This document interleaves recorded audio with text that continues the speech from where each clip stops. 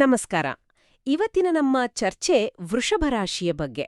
ಅದರಲ್ಲೂ ತುಂಬಾ ನಿರ್ದಿಷ್ಟವಾಗಿ ಅಂದ್ರೆ 2, 6, 15, 20 ಮತ್ತೆ 24ನೇ ತಾರೀಖುಗಳಲ್ಲಿ ಹುಟ್ಟಿದವರ ಬಗ್ಗೆ ನಾವು ಸ್ವಲ್ಪ ಆಳವಾಗಿ ನೋಡೋಣ. ನಮ್ಮ ಮುಂದಿರೋ ಈ ಜ್ಯೋತಿಷ್ಯ ಕೈಪಿಡಿಯೊಂದು ತುಂಬ ಕುತೂಹಲಕಾರಿ ವಾದವನ್ನ ಮುಂದಿಡುತ್ತೆ. ಈ ವ್ಯಕ್ತಿಗಳ ಜೀವನದ ಕೇಂದ್ರ ಬಿಂದು ಒಂದು ನಿರಂತರ ಸಂಘರ್ಷ ಅಂತ ಹೇಳುತ್ತೆ. ಅಂದ್ರೆ ಒಂದು ಕಡೆ ಐಷಾರಾಮಿ ಜೀವನ, ಸೌಂದರ್ಯ, ಸುಖದ ಬಯಕೆ, ಮತ್ತೊಂದು ಕಡೆ ಎಲ್ಲದಕ್ಕೂ ಮಿಗಿಲಾದ ಸ್ಥಿರತೆ ಮತ್ತು ಭದ್ರತೆಯ ಹಂಬಲ.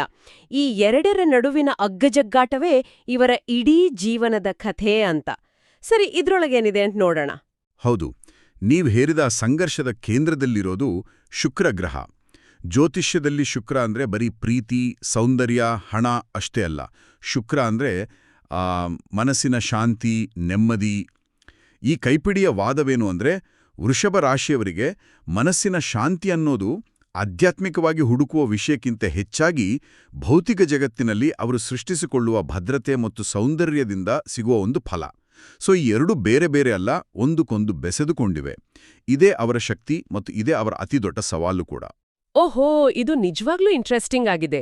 ಅಂದ್ರೆ ಅವರ ಮನಃಶಾಂತಿ, ಅವರ ಬ್ಯಾಂಕ್ ಬ್ಯಾಲೆನ್ಸ್ ಮತ್ತೆ ಮನೆಯ ಅಂದದ ಮೇಲೆ ನಿಂತಿದೆ ಅಂತನಾ?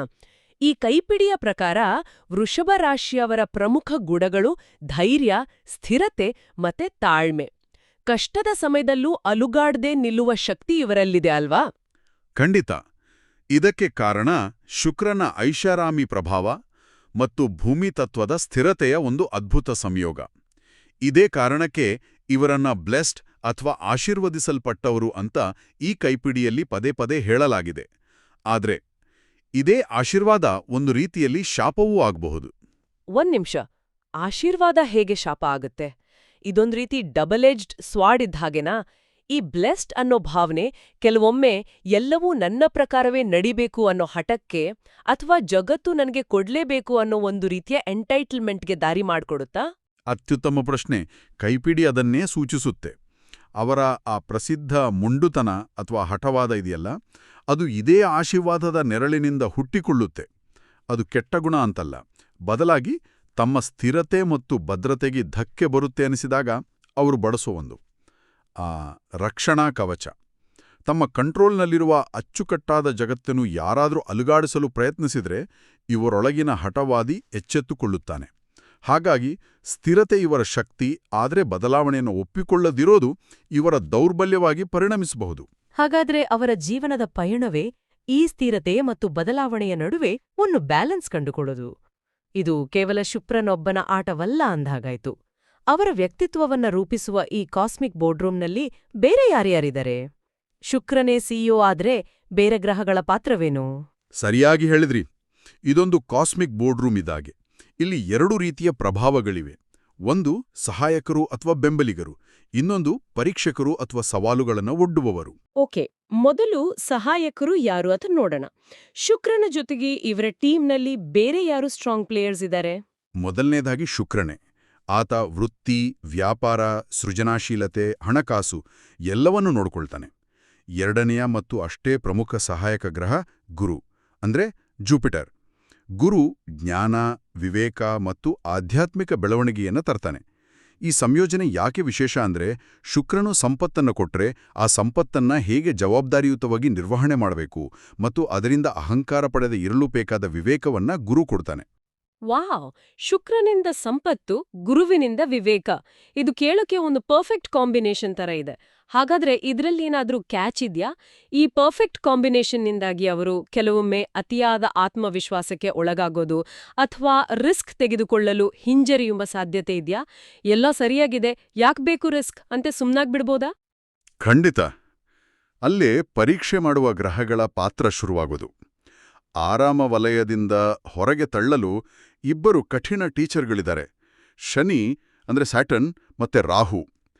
ಶನಿ ಅಂದ್ರೆ ಶಿಸ್ತು, ಕಠಿಣ ಪರಿಶ್ರಮ ಮತ್ತು ತಾಳ್ಮೆ, ಪರೀಕ್ಷೆ. ಶನಿ ಇವರ ಪ್ರಗತಿಯನ್ನ ನಿಧಾನಗೊಳಿಸ್ಬೋದು, ಅಡೆತಡೆಗಳನ್ನ ತರಬಹುದು. ಆದರೆ ಶನಿಯ ವಿಶೇಷತೆ ಏನ್ಗೊತ್ತಾ? ಆತ ಕಷ್ಟ ಕೊಟ್ಟು ಪರೀಕ್ಷೆ ಮಾಡಿ ಕೊನೆಗೆ ಕೊಡುವ ಫಲ ಇದೆಯಲ್ಲ, ಅದು ದೀರ್ಘಕಾಲ ಬಾಳುವಂಥದ್ದು, ಅತ್ಯಂತ ಸ್ಥಿರವಾದದ್ದು. ಶನಿಯ ಪಾಠಗಳು ಕಠಿಣ, ಆದರೆ ಅಡಿಪಾಯವನ್ನ ಗಟ್ಟಿ ಮಾಡುತ್ತವೆ. ಹಾಗಾದ್ರೆ ರಾಹುವಿನ ಕಥೆ ಏನು? ರಾಹುವನ್ನ ಸಾಮಾನ್ಯವಾಗಿ ಗೊಂದಲ, ಭ್ರಮೆ, ಅನಿರೀಕ್ಷಿತ ಘಟನೆಗಳ ಗ್ರಹ ಅಂತ ಕರೀತಾರೆ. ಶನಿಯೇ ಅಷ್ಟು ಕಷ್ಟ ಕೊಟ್ಟ ಮೇಲೆ ರಾಹು ಏನ್ ಮಾಡ್ತಾನೆ? ರಾಹು ಒಂದು ರೀತಿ ಜೀವನಕ್ಕೆ ಬರುವ ಕಾಸ್ಮಿಕ್ ಸರ್ಪ್ರೈಸ್. ಅನಿರೀಕ್ಷಿತ ಖರ್ಚು, ಹಣಕಾಸಿನ ವಿಚಾರದಲ್ಲಿ ಗೊಂದಲ, ಇದ್ದಕ್ಕಿದ್ದಂತೆ ಬರುವ ಸವಾಲುಗಳು ಇವೆಲ್ಲ ರಾಹುವಿನ ಕಾರ್ಯಕ್ಷೇತ್ರ. ವೃಷಭ ರಾಶಿಯವರು ಎಲ್ಲವನ್ನೂ ಪ್ಲಾನ್ ಮಾಡಿ ಕಂಟ್ರೋಲ್ನಲ್ಲಿಟ್ಕೊಳ್ಳಕ್ಕೆ ಇಷ್ಟಪಡ್ತಾರೆ ಅಂದ್ವಲ್ಲ, ರಾಹು ಆ ಕಂಟ್ರೋಲನ್ನ ಮುರಿಯುತ್ತಾನೆ. ಒಂದ್ ರೀತಿ ಕೆಟ್ಟ ಟೈಮಲ್ಲಿ ಬರುವ ಕಾರ್ ರಿಪೇರಿ ಬಿಲ್ ಇದ್ದ ಹಾಗೆ, ನಿಖರವಾಗಿ. ಆದರೆ ಈ ಕೈಪಿಡಿ ಒಂದು ಆಸಕ್ತಿಕರ ವಿಷಯ ಹೇಳುತ್ತೆ. ರಾಹು ತರುವ ಈ ಸವಾಲುಗಳು ಕೇವಲ ತೊಂದರೆಗಳಲ್ಲ, ಅವು ಜೀವನದ ಪ್ರಮುಖ ಪಾಠಗಳು. ಆ ಅನಿರೀಕ್ಷಿತ ಸವಾಲುಗಳನ್ನ ಎದುರಿಸಿದಾಗಲೇ ಇವರ ಬುದ್ಧಿವಂತಿಕೆ ಹೆಚ್ಚೋದು, ಜಗತ್ತು ನಾವು ಅಂದುಕೊಂಡಂತೆ ಯಾವಾಗ್ಲೂ ಇರೋದಿಲ್ಲ ಅನ್ನೋ ಅರಿವಾಗೋದು. ರಾಹು ಇವರನ್ನ ತಮ್ಮ ಕಂಫರ್ಟ್ ಝೋನಿಂದ ಹೊರಗೆ ದುಡ್ತಾನೆ. ಸರಿ, ಈ ಗ್ರಹಗಳು ವ್ಯಕ್ತಿತ್ವದ ದೊಡ್ಡ ಚಿತ್ರವನ್ನ ತೋರಿಸ್ತವೆ. ಆದ್ರೆ ಒಂದೇ ರಾಶಿಯಲ್ಲಿದ್ರೂ ಎಲ್ಲರೂ ಒಂದೇ ತರ ಇರೋದಿಲ್ಲವಲ್ಲ. ಕೆಲವರು ಹೆಚ್ಚು ಕಲಾತ್ಮಕವಾಗಿರ್ತಾರೆ, ಕೆಲವರು ಬಿಸ್ನೆಸ್ನಲ್ಲಿ ಚುರುಕಾಗಿರ್ತಾರೆ. ಈ ವ್ಯತ್ಯಾಸಗಳನ್ನ ಈ ಕೈಪಿಡಿ ಹೇಗೆ ವಿವರಿಸುತ್ತೆ? ಅದಕ್ಕೆ ಉತ್ತರ ಸಿಗೋದು ನಕ್ಷತ್ರಗಳಲ್ಲಿ. ಇದೊಂದು ರೀತಿ ಇನ್ನಷ್ಟು ಆಳಕ್ಕೆ ಇಳಿದ ಹಾಗೆ. ಗ್ರಹಗಳು ದೇಶವನ್ನ ಪ್ರತಿನಿಧಿಸಿದರೆ, ನಕ್ಷತ್ರಗಳು ಆ ದೇಶದೊಳಗಿನ ನಿರ್ದಿಷ್ಟ ನಗರವನ್ನ ಪ್ರತಿನಿಧಿಸ್ತವೆ. ಅಂದ್ರೆ ಇನ್ನಷ್ಟು ನಿರ್ದಿಷ್ಟವಾದ ಗುಣಗಳನ್ನು ಸೂಚಿಸ್ತವೆ. ಈ ಕೈಪಿಡಿಯ ಪ್ರಕಾರ ಈ ರಾಶಿಯ ಅಡಿಯಲ್ಲಿ 3 ಪ್ರಮುಖ ನಕ್ಷತ್ರಗಳಿವೆ: ಕೃತಿಕಾ, ರೋಹಿಣಿ ಮತ್ತು ಹಸ್ತ. ನಕ್ಷತ್ರ ಅಂದ್ರೆ ಏನು ಅಂತ ನಮ್ಮ ಕೇಳುಗರಿಗೆ ಸ್ವಲ್ಪ ಸರಳವಾಗಿ ವಿವರಿಸ್ಬೋದಾ? ಖಂಡಿತ. ನಕ್ಷತ್ರ ಅಂದ್ರೆ ವೈದಿಕ ಜ್ಯೋತಿಷ್ಯದ ಪ್ರಕಾರ ಆಕಾಶದಲ್ಲಿ ಚಂದ್ರನು ಸಂಚರಿಸುವ ದಾರಿಯಲ್ಲಿರುವ 27 ವಿಭಾಗಗಳಲ್ಲಿ ಒಂದು. ಒಬ್ಬ ವ್ಯಕ್ತಿ ಹುಟ್ಟಿದಾಗ ಚಂದ್ರ ಯಾವ ನಕ್ಷತ್ರದ ವಿಭಾಗದಲ್ಲಿರ್ತಾನೋ ಅದು ಅವರ ಜನ್ಮ ನಕ್ಷತ್ರ. ಇದು ರಾಶಿಗಿಂತಲೂ ಸೂಕ್ಷ್ಮವಾದ ವ್ಯಕ್ತಿತ್ವದ ವಿವರಗಳನ್ನು ನೀಡುತ್ತೆ. ಅದ್ಭುತ. ಹಾಗಾದ್ರೆ ಈ 3 ನಕ್ಷತ್ರಗಳು ವೃಷಭ ರಾಶಿಯವರ ಜೀವನಕ್ಕೆ ಯಾವ ರೀತಿ ಬೇರೆ ಬೇರೆ ಫ್ಲೇವರ್ ಕೊಡ್ತವೆ? ಈಗ ಕೃತಿಕಾ ನಕ್ಷತ್ರದ ಪ್ರಭಾವವಿದ್ರೆ ಅವರಲ್ಲಿ ನಾಯಕತ್ವದ ಗುಣ, ನಿರ್ಧಾರ ತೆಗೆದುಕೊಳ್ಳುವ ಶಕ್ತಿ ಹೆಚ್ಚಾಗಿರುತ್ತೆ. ವೃಷಭದ ಸ್ಥಿರತೆಗೆ ಕೃತಿಕಾದ ನಿರ್ಧಾರ ಶಕ್ತಿ ಸೇರ್ಕೊಂಡಾಗ ಅವರು ಉತ್ತಮ ಮ್ಯಾನೇಜರ್ಗಳು, ಆಡಳಿತಗಾರರಾಗ್ತಾರೆ. ಇನ್ನು ರೋಹಿಣಿ, ಇದು ಚಂದ್ರನಿಗೆ ಅತ್ಯಂತ ಪ್ರಿಯವಾದ ನಕ್ಷತ್ರ. ಇದರ ಪ್ರಭಾವವಿದ್ದಾಗ ಸೃಜನಶೀಲತೆ, ಕಲೆ, ಸೌಂದರ್ಯ ಪ್ರಜ್ಞೆ ಮತ್ತು ಕುಟುಂಬದ ಮೇಲಿನ ಪ್ರೀತಿ ಹೆಚ್ಚಾಗಿರುತ್ತೆ. ಇವರು ಕಲಾವಿದರು, ಡಿಸೈನರ್ಸ್ ಅಥವಾ ಕುಟುಂಬ ವ್ಯವಹಾರದಲ್ಲಿ ಯಶಸ್ಸು ಕಾಣ್ತಾರೆ. ಕೊನೆಯದಾಗಿ ಹಸ್ತ ನಕ್ಷತ್ರ. ಇದು ನಿಖರತೆ, ಕರಕುಶಲತೆ ಮತ್ತು ಟೆಕ್ನಿಕಲ್ ಸ್ಕಿಲ್ಸ್ ಕೊಡುತ್ತೆ. ಇವರು ತಮ್ಮ ಕೈಗಳಿಂದ ಮಾಡುವ ಕೆಲಸಗಳಲ್ಲಿ, ಅಂದರೆ ಇಂಜಿನಿಯರಿಂಗ್, ಅಕೌಂಟಿಂಗ್ ಅಥವಾ ವೈದ್ಯಕೀಯ ವೃತ್ತಿಗಳಲ್ಲಿಯೂ ಯಶಸ್ವಿಯಾಗಬಹುದು. ಇದು ನೇರವಾಗಿ ಅವರ ವೃತ್ತಿ ಜೀವನದ ಆಯ್ಕೆಗಳ ಮೇಲೆ ಪರಿಣಾಮ ಬೀರುತ್ತೆ ಅಲ್ವಾ?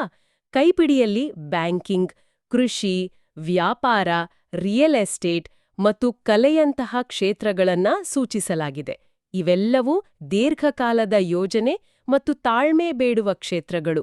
ಅವರ ಪ್ರಗತಿ ನಿಧಾನವಾದರೂ ಸ್ಥಿರ ಮತ್ತು ನಿರಂತರವಾಗಿರುತ್ತೆ ಅಂತ ಹೇಳಲಾಗಿದೆ. ಇದು ಕೇಳಲು ಶನಿಯ ಪ್ರಭಾವದಂತೆ ಇದೆ. ತಾಳ್ಮೆಯಿಂದ ಕಾಯುವವರಿಗೆ ಸಿಗುವ ಸಿಹಿ ಫಲ. ಹೌದು, ಅವರ ವೃತ್ತಿ ಜೀವನವೇ ಅವರ ಸ್ವಭಾವದ ಪ್ರತಿಬಿಂಬ. ಅವರು ಗೆಟ್ ರಿಚ್ ಕ್ವಿಕ್ ಸ್ಕೀಮ್ಗಳನ್ನು ನಂಬುವವರಲ್ಲ. ನಿಧಾನವಾಗಿ ಇಟ್ಟಿಗೆಯ ಮೇಲೆ ಇಟ್ಟಿಗೆ ಇಟ್ಟು ಕಟ್ಟಿದಂತೆ ತಮ್ಮ ವೃತ್ತಿ ಮತ್ತು ಸಂಪತ್ತನ್ನು ನಿರ್ಮಿಸ್ತಾರೆ. ಇದೇ ಕಾರಣಕ್ಕೆ ಆತುರದ ಹೂಡಿಕೆಗಳನ್ನು ಮಾಡಬಾರದು ಅಂತಲೂ ಈ ಕೈಪಿಡಿ ಎಚ್ಚರಿಸುತ್ತೆ. ಅವರ ವೃತ್ತಿ ಜೀವನದ ಈ ಜಾಗರೂಕ ಮತ್ತು ತಾಳ್ಮೆಯ ಮನೋಭಾವ ಅವರ ವೈಯಕ್ತಿಕ ಹಣಕಾಸಿನ ವಿಷಯದಲ್ಲಿ ಹೇಗೆ ಕಾಣಿಸ್ಕೊಳ್ಳುತ್ತೆ? ಅಲ್ಲಿಯೂ ಇದೇ ರೀತಿ ಇರ್ತಾರಾ? ಅಥವಾ ಅವರ ವ್ಯಕ್ತಿತ್ವದ ಇನ್ನೊಂದು ಮುಖವನ್ನು ನಾವು ನೋಡಬಹುದಾ? ಇಲ್ಲಿಯೇ ಶುಕ್ರ ಮತ್ತು ಶನಿಯ ನಡುವಿನ ನಿಜವಾದ ಸಂಘರ್ಷ ಕಾಣಿಸೋದು. ಹಣವನ್ನ ಸಂಪಾದಿಸಿ ಉಳಿತಾಯ ಮಾಡಿ ಆಸ್ತಿ ಮಾಡೋದ್ರಲ್ಲಿ ಇವರು ನಿಪುಣರು. ಶನಿಯ ಪ್ರಭಾವದಿಂದ ಜಾಗರೂಕರಾಗಿರ್ತಾರೆ. ಆದರೆ ಶುಕ್ರನ ಪ್ರಭಾವದಿಂದಾಗಿ ಐಷಾರಾಮಿ ವಸ್ತುಗಳು, ಬ್ರ್ಯಾಂಡೆಡ್ ಬಟ್ಟೆಗಳು, ದುಬಾರಿ ಊಟ, ಸುಂದರವಾದ ಮನೆ ಇವುಗಳ ಮೇಲಿನ ವ್ಯಾಮೋಹವೂ ಜಾಸ್ತಿ. ಅಂದ್ರೆ ಒಂದು ಕಡೆ ಕಷ್ಟಪಟ್ಟು ದುಡ್ದು ಉಳಿತಾಯ ಮಾಡೋದು, ಇನ್ನೊಂದು ಕಡೆ ದುಬಾರಿ ಕೈಗಡಿಯಾರವನ್ನ ನೋಡಿ ಇದು ನಂಗೆ ಬೇಕು ಅಂತ ಮನ್ಸ್ ಹೇಳೋದು. ಈ ದ್ವಂದ್ವವನ್ನ ಅವರು ಹೇಗ್ ನಿಭಾಯಿಸ್ತಾರೆ? ಇದೇ ಅವರ ಆರ್ಥಿಕ ಸವಾಲು. ಹಣ ಗಳಿಸೋ ಸಾಮರ್ಥ್ಯವಿದೆ, ಆದರೆ ಅದನ್ನ ಹೇಗೆ ಖರ್ಚು ಮಾಡಬೇಕು ಮತ್ತು ಎಲ್ಲಿ ಹೂಡಿಕೆ ಮಾಡಬೇಕು ಅನ್ನೋದರಲ್ಲಿ ಗೊಂದಲಕ್ಕೊಳಗಾಗ್ತಾರೆ. ಕೆಲವೊಮ್ಮೆ ಅತಿಯಾದ ಎಚ್ಚರಿಕೆಯಿಂದ ಮಂಚಿ ಹೂಡಿಕೆಯ ಅವಕಾಶಗಳನ್ನು ಕಳ್ಕೊಡ್ತಾರೆ, ಮತ್ತೊಮ್ಮೆ ಶುಕ್ರನ ಪ್ರಭಾವಕ್ಕೆ ಒಳಗಾಗಿ ಅನಾವಶ್ಯಕ ವಸ್ತುಗಳ ಮೇಲೆ ಖರ್ಚು ಮಾಡಿಬಿಡ್ತಾರೆ. ಈ ಕೈಪುಡಿ ಇದಕ್ಕೆ ಆಧ್ಯಾತ್ಮಿಕ ಮತ್ತು ಪ್ರಾಯೋಗಿಕ ಎರಡೂ ರೀತಿಯ ಪರಿಹಾರಗಳನ್ನು ಸೂಚಿಸುತ್ತೆ. ಓ, ಕೇವಲ ಸಮಸ್ಯೆಗಳಲ್ಲ, ಪರಿಹಾರಗಳು ಇವ್ಯಾ? ಏನ್ ಸಂಗತಿಗಳು? ಆಧ್ಯಾತ್ಮಿಕವಾಗಿ ಪ್ರತಿ ಶುಕ್ರವಾರ ಶುಕ್ರದೇವರಿಗೆ ಪೂಜೆ, ದೀಪ, ಹೂವುಗಳನ್ನ ಅರ್ಪಿಸೋದು ಮತ್ತು ಓಂ ಶುಕ್ರಾಯ ನಮಃ ಮಂತ್ರವನ್ನ 108 ಬಾರಿ ಜಪಿಸೋದ್ರಿಂದ ಶುಕ್ರನ ಸಕಾರಾತ್ಮಕ ಶಕ್ತಿಯನ್ನ ಹೆಚ್ಚಿಸ್ಕೊಳ್ಬೋದು ಅಂತ ಹೇಳಲಾಗಿದೆ. ಪ್ರಾಯೋಗಿಕವಾಗಿ ಬಜೆಟ್ ಮಾಡೋದು, ಆರ್ಥಿಕ ಶಿಸ್ತನ್ನ ಪಾಲಿಸೋದು ಮತ್ತು ದೀರ್ಘಕಾಲದ ಹೂಡಿಕೆಗಳ ಬಗ್ಗೆ ತಜ್ಞರ ಸಲಹೆ ಪಡೆಯೋದು ಮುಖ್ಯ ಅಂತ ಒತ್ತಿ ಹೇಳಲಾಗಿದೆ. ಇದು ಆಧ್ಯಾತ್ಮಿಕ ನಂಬಿಕೆ ಮತ್ತು ಪ್ರಾಯೋಗಿಕ ಜ್ಞಾನದ ಒಂದು ಸಮತೋಲನ. ಹಣಕಾಸಿನ ವಿಷಯದಲ್ಲಿ ಇಷ್ಟೊಂದು ಸಂಘರ್ಷ ಇರುವಾಗ ಪ್ರೀತಿ ಮತ್ತು ಸಂಬಂಧಗಳಲ್ಲಿ ಅವರ ವರ್ತನೆ ಹೇಗಿರುತ್ತೆ? ಸ್ಥಿರತೆಯನ್ನ ಅತಿಯಾಗಿ ಬಯಸುವ ವ್ಯಕ್ತಿ ಇನ್ನೊಬ್ಬ ವ್ಯಕ್ತಿಯ ಅನಿರೀಕ್ಷಿತ ಸ್ವಭಾವವನ್ನ ಹೇಗೆ ನಿಭಾಯಿಸ್ತಾನೆ? ಸಂಬಂಧಗಳಲ್ಲಿ ಅವರ ಸ್ಥಿರತೆಯ ಗುಣವೇ ಒಂದು ದೊಡ್ಡ ವರವಾಗಿ ಪರಿಣಮಿಸುತ್ತೆ. ಇವರು ಅತ್ಯಂತ ನಿಷ್ಠಾವಂತ, ಬದ್ಧತೆಯುಳ್ಳ ಮತ್ತು ನಂಬಿಕೆಸ್ಥ ಪಾಲುದಾರರಾಗಿರ್ತಾರೆ. ಕುಟುಂಬಕ್ಕೆ ಹೆಚ್ಚು ಬೆಲೆ ಕೊಡ್ತಾರೆ. ಆದರೆ ಅವರ ಮುಂಡುತನದ ಸ್ವಭಾವ ಮತ್ತು ಬದಲಾವಣೆಗೆ ಹೊಂದಿಕೊಳ್ಳೋಕ್ಕೆ ಸಮಯ ತೆಗೆದುಕೊಳ್ಳೋದ್ರಿಂದ ಸಂಗಾತಿಯೊಂದಿಗೆ ಸಣ್ಣಪುಟ್ಟ ಭಿನ್ನಾಭಿಪ್ರಾಯಗಳು ಬರಬಹುದು. ಮದುವೆ ಸ್ವಲ್ಪ ವಿಳಂಬವಾಗುವ ಸಾಧ್ಯತೆ ಇದ್ರೂ ಇವರ ಸಂಬಂಧಗಳು ದೀರ್ಘಕಾಲ ಬಾಳ್ತವೆ. ಮಿಥುನ, ಕರ್ಕಾಟಕ ಮತ್ತು ಕನ್ಯಾ ರಾಶಿಯವರೊಂದಿಗೆ ಉತ್ತಮ ಹೊಂದಾಣಿಕೆ ಇರುತ್ತೆ ಅಂತ ಕೂಡ ಈ ಕೈಪಿಡಿಯಲ್ಲಿ ಉಲ್ಲೇಖಿಸಲಾಗಿದೆ. ವ್ಯಕ್ತಿತ್ವ, ವೃತ್ತಿ, ಹಣಕಾಸು, ಸಂಬಂಧ ಎಲ್ಲವನ್ನೂ ನೋಡಿದೆವು. ಕೊನೆಯದಾಗಿ ಆರೋಗ್ಯದ ವಿಷಯ. ತಮ್ಮ ಜೀವನದ ಮೇಲೆ ಇಷ್ಟೊಂದು ನಿಯಂತ್ರಣ ಸಾಧಿಸಲು ಪ್ರಯತ್ನಿಸುವ ಇವರ ಮೇಲೆ ಆರೋಗ್ಯದ ವಿಚಾರದಲ್ಲಿ ಯಾವ ರೀತಿಯ ಪರಿಣಾಮಗಳಾಗಬಹುದು? ಇವರ ಅತಿದೊಡ್ಡ ಆರೋಗ್ಯದ ಸವಾಲು ಅಂದ್ರೆ ಒತ್ತಡ. ಎಲ್ಲವನ್ನೂ ಪರಿಪೂರ್ಣವಾಗಿ ಸ್ಥಿರವಾಗಿ ಇಟ್ಕೋಬೇಕು ಅನ್ನೋ ಹಂಬಲದಿಂದಾಗಿ ಹೃದಯ, ರಕ್ತದೊತ್ತಡಕ್ಕೆ ಸಂಬಂಧಿಸಿದ ಸಮಸ್ಯೆಗಳು ಮತ್ತು ನಿದ್ರಾಹೀನತೆ ಕಾಣಿಸ್ಕೊಳ್ಬೋದು. ಕಣ್ಣಿನ ಸಮಸ್ಯೆಗಳ ಬಗ್ಗೆಯೂ ಗಮನ ಹರಿಸಬೇಕು ಅಂತ ಕೈಪಿಡಿ ಎಚ್ಚರಿಸುತ್ತೆ. ಇದಕ್ಕೆ ಪರಿಹಾರಗಳೇನು? ಪರಿಹಾರಗಳು ಅವರ ಸ್ವಭಾವಕ್ಕೆ ತಕ್ಕಂತೇವೆ. ನಿಯಮಿತ ವ್ಯಾಯಾಮ, ಯೋಗ, ಪ್ರಾಣಾಯಾಮ ಮತ್ತು ಧ್ಯಾನ. ಇವು ಕೇವಲ ದೈಹಿಕ ಆರೋಗ್ಯಕ್ಕಲ್ಲ, ಅವರ ಮನಸ್ಸನ್ನು ಶಾಂತಗೊಳಿಸಲು ಮತ್ತು ಆ ಆಂತರಿಕ ನಿಯಂತ್ರಣದ ಮೇಲಿನ ಗೀಳನ್ನ ಕಡಿಮೆ ಮಾಡಲು ಸಹಾಯ ಮಾಡ್ತವೆ. ಇದರ ಜೊತೆಗೆ ಶುಭದಿನಗಳು ಮತ್ತು ಸಮಯಗಳ ಬಗ್ಗೆಯೂ ಮಾಹಿತಿ ಇದೆ. ಶುಕ್ರವಾರ ಮತ್ತು ಗುರುವಾರಗಳು ಶುಭದಿನಗಳು. ಬೆಳಿಗ್ಗೆ 6ರಿಂದ 8 ಮತ್ತು ಸಂಜೆ 4:30ರಿಂದ 6:30 ಶುಭ ಸಮಯ. ಪ್ರಮುಖ ಕೆಲಸಗಳನ್ನ ಈ ಸಮಯದಲ್ಲಿ ಶುರು ಮಾಡಿದ್ರೆ ಯಶಸ್ಸಿನ ಸಾಧ್ಯತೆ ಹೆಚ್ಚು ಅಂತ ಹೇಳಲಾಗಿದೆ. ಹಾಗಾದ್ರೆ ಇಷ್ಟೆಲ್ಲ ಚರ್ಚೆಯ ನಂತರ ನಾವು ಒಟ್ಟಾರೆಯಾಗಿ ಏನ್ ಹೇಳ್ಬಹುದು? ಈ ಕೈಪಿಡಿಯ ಸಾರಾಂಶವೇನು? ಈ ಕೈಪಿಡಿಯ ಸಾರಾಂಶವೆಂದರೆ ವೃಷಭರಾಶಿಯವರ ಜೀವನ, ವಿಶೇಷವಾಗಿ ಈ ದಿನಾಂಕಗಳಲ್ಲಿ ಜನಿಸಿದವರ ಜೀವನ, ತಾಳ್ಮೆ ಮತ್ತು ಸ್ಥಿರತೆಯ ಮಹತ್ವವನ್ನು ಸಾರುತ್ತೆ. ಜೀವನದಲ್ಲಿ ಬರುವ ಸವಾಲುಗಳು ತಾತ್ಕಾಲಿಕ, ಆದರೆ ಪರಿಶ್ರಮದಿಂದ ಗಳಿಸಿದ ಯಶಸ್ಸು ಮತ್ತು ಸಂಪತ್ತು ಶಾಶ್ವತ. ಆದರೆ ನಿಜವಾದ ಯಶಸ್ಸು ಕೇವಲ ಹಣ ಅಥವಾ ಆಸ್ತಿಯಲ್ಲಿಲ್ಲ. ಬದಲಾಗಿ ಆರ್ಥಿಕ ಭದ್ರತೆ, ಉತ್ತಮ ಸಂಬಂಧಗಳು ಮತ್ತು ಆಂತರಿಕ ಶಾಂತಿಯ ನಡುವೆ ಸಮತೋಲನವನ್ನ ಕಂಡುಕೊಳ್ಳುವುದರಲ್ಲಿದೆ. ಈ ಚರ್ಚೆ ಒಂದು ಆಳವಾದ ಯೋಚನೆಯನ್ನ ಹುಟ್ಟುಹಾಕ್ತಿದೆ.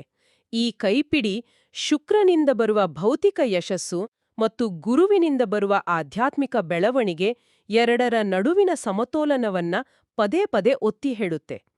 ಬಹುಶಃ ಇಷ್ಟು ಬಲವಾಗಿ ಭೌತಿಕ ಜಗತ್ತಿಗೆ ಅಂಟಿಕೊಂಡಿರುವ ಈ ರಾಶಿಗೆ ಲೌಕಿಕ ಯಶಸ್ಸನ್ನ ಕೇವಲ ಒಂದು ಅಂತ್ಯವಾಗಿ ನೋಡದೆ ಅದನ್ನ ಒಂದು ಸಾಧನವಾಗಿ ಬಳಸಿಕೊಂಡು ಆಂತರಿಕ ಮತ್ತು ಆಧ್ಯಾತ್ಮಿಕ ಸಮತೋಲನವನ್ನ ಕಂಡುಕೊಳ್ಳುವುದೇ ಅವರ ಜೀವನದ ಅಂತಿಮ ಪಯಣವೇನೋ?